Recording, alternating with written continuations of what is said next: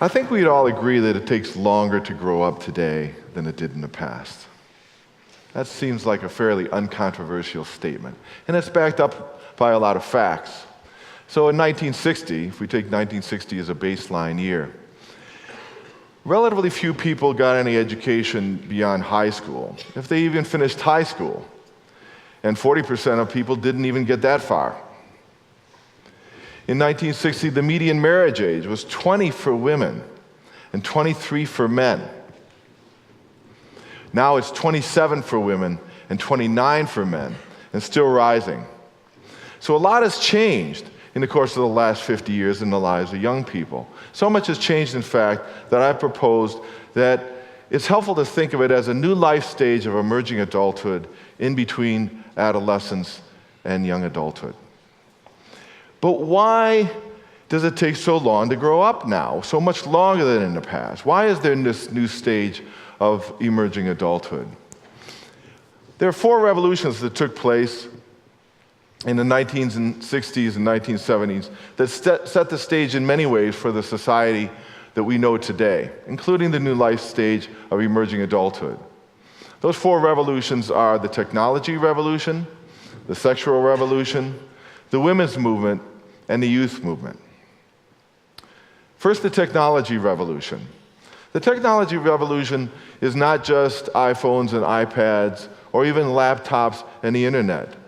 Another huge technology revolution of the last 50 years has been the transition from a manufacturing economy to a knowledge economy.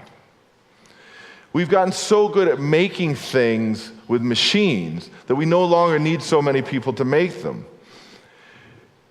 Most of us are aware of how a lot of jobs in manufacturing have gone to other countries, but it's not just that.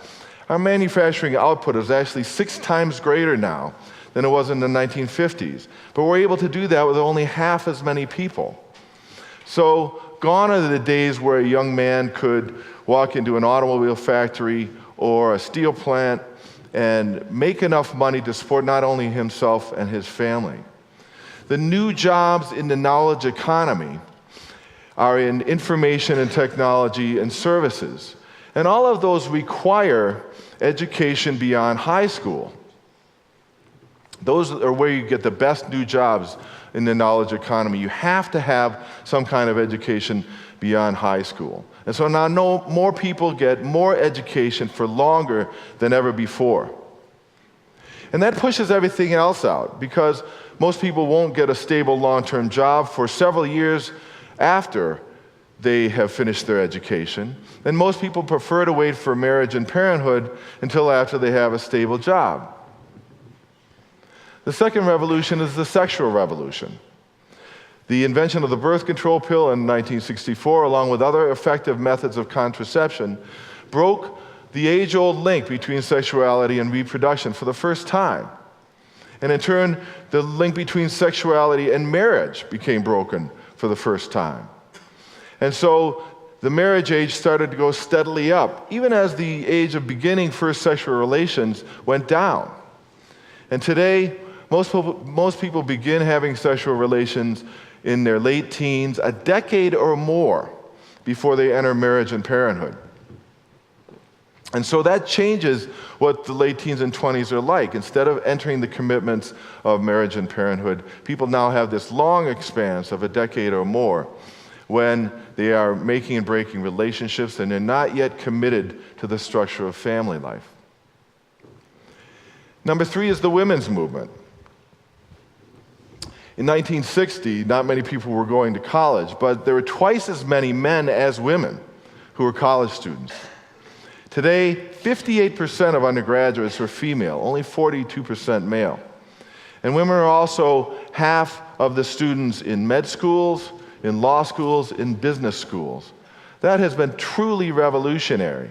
And that has changed how young women think about their lives and plan their lives. It's hard for us even to imagine how much pressure there must have been on a young woman in 1960 to find a man. Because if you didn't, what else were you going to do with your life? There weren't really hardly any professions open to you. And so that was what they were most focused on. Now that they can do anything, they, like young men, want to use most of their 20s for making progress in their education and then in their career. And that has changed entirely what the 20s are like for both young men and young women. And finally, the youth movement. It used to be that adulthood was associated with a lot of good things. It was a source of status and authority. Well, it still is to some extent, but not as much as it used to be. The 60s and 70s changed that with the youth movement. I hope I die before I get old. How many of you are old enough to remember that? Or never trust anyone over 30. Now, those were said somewhat tongue-in-cheek, but only somewhat. There was a truth underlying them, that now adulthood and age became diminished, and it became youth that was venerated. And so young people were no longer in such a hurry to enter adulthood. They preferred to prolong their youth as long as they could and enjoy it while it lasted. So together, those four changes have resulted in this new life stage of emerging adulthood. It used to be that people set up the stable structure of an adult life by about age 20. But now it's really true that 30 is the new 20. There's a good reason why that phrase has become popular, because now the transitions that used to happen around age 20 happen closer to age 30 for most people. Instead of moving from adolescence to young adulthood at around age 20, it's adolescence and then emerging adulthood for most of the 20s, and then the entrance to a stable young adulthood follows. Now, not everybody is delighted to hear about the new life stage of emerging adulthood. Not everybody is happy that it takes longer to grow up than it used to. Quite the contrary. A lot of people are very unhappy about it. And a lot of people think that the fact that young people enter these transitions of a stable adulthood later in the past means there must be something wrong with them.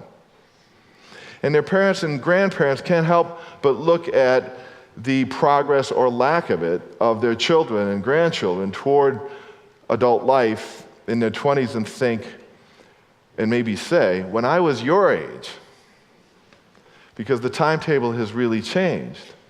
But I'd like to challenge you, if you think that way today, to try to think about it differently. It doesn't mean that there's something wrong with them. It takes longer to prepare yourself for the knowledge economy than it did for a manufacturing economy, first of all. So that's not their fault. They are very intently involved in preparing themselves for that world and in trying to find a place in a very complex economy.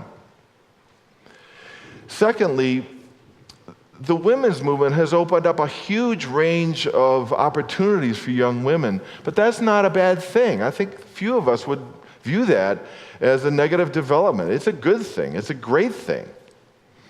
And so having this life stage of emerging adulthood allows both young men and young women to develop their skills for the workplace.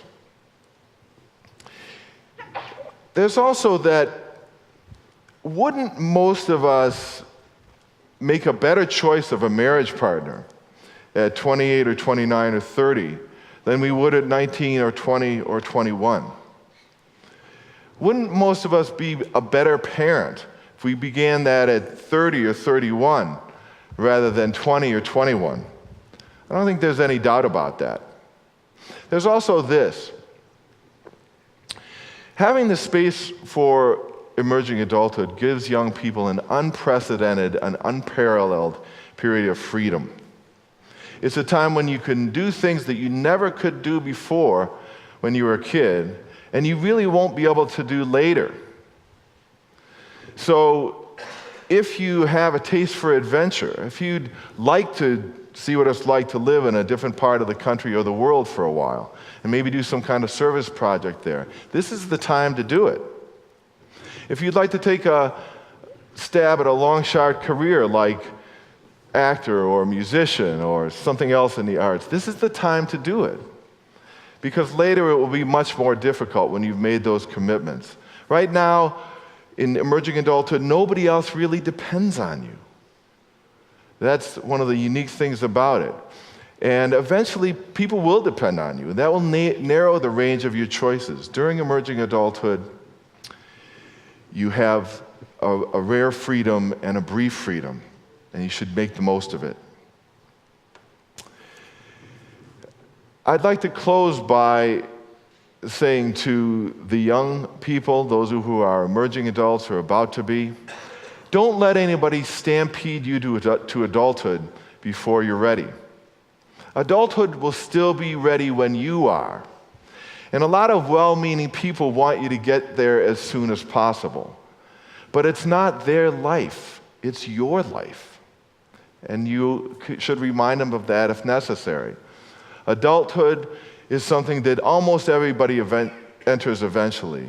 And it's a land that once you enter, you can never really go back.